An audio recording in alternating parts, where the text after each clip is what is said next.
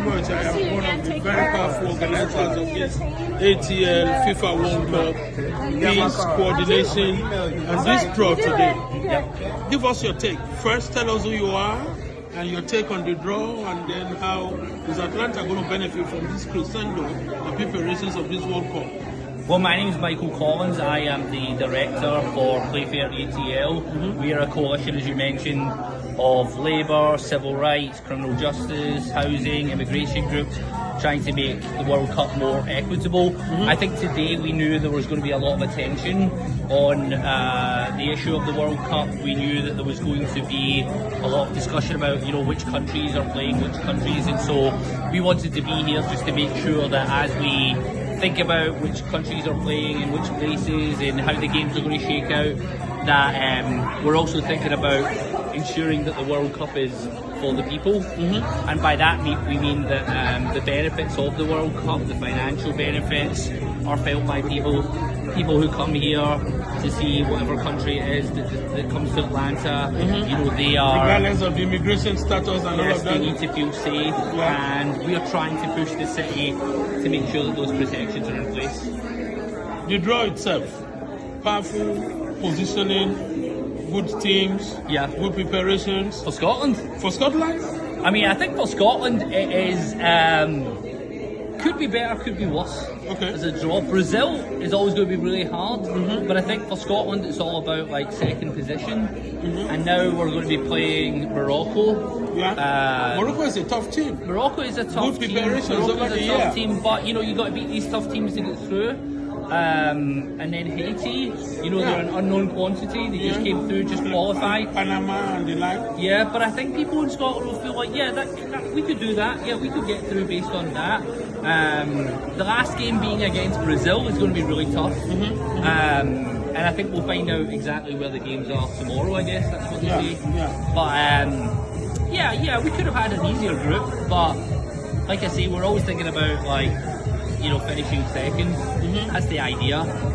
Getting out of the group and, having a good time. And so, I think for a lot of Scottish people, we're just happy to be part of the process, after so long. Good. Before we get to the last piece of this, Nigeria is not coming to Atlanta, Mexico, or US.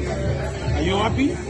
It's tragic. When I think about the World Cup, I think about Daniel Amokachi, I think about all those memories. Nigeria versus Spain, epic games, the Wanko Kanu, wonderful players, terrible, Kocha, such a history, it's terrible. It's tragic, very tragic, very sad. So we need them back at the table soon. Good. Atlanta is going to be hosting about 8 matches in the World Cup. That's right. Potentially a semi-final. Yeah, semi-final. How prepared are we in terms of security? We may not be able to talk about all of that. Yeah. In terms of our very powerful constituents, homeless people, quality of life concern, what we are doing holistically to be sure that people are empowered. Your take on that? I think the problem with the preparations is who is doing the preparations. One of the things we've seen is that it's very corporate run. It's not run with people's interests, it's run with profits in mind. And so there's a concern that, for example, with homeless people, the approach is going to be to arrest them and get them off the street and sort of sweep away and clean up. And that's not good, that's not something that we want to see. Similarly, like I said, on immigration, we need to make sure that people are protected. We need to make sure that there are labour rights, that people who are working at the World Cup are paid a fair and living wage and get a good contract and have all the right protections. I don't think a lot of that is happening just now.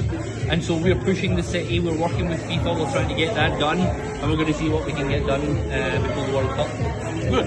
I'm sure that if we nominated you to get a Peace Award, people are going to be happy. But somebody was nominated. I don't see why not. Maybe next year. Somebody was supposed to be getting the award and people booed.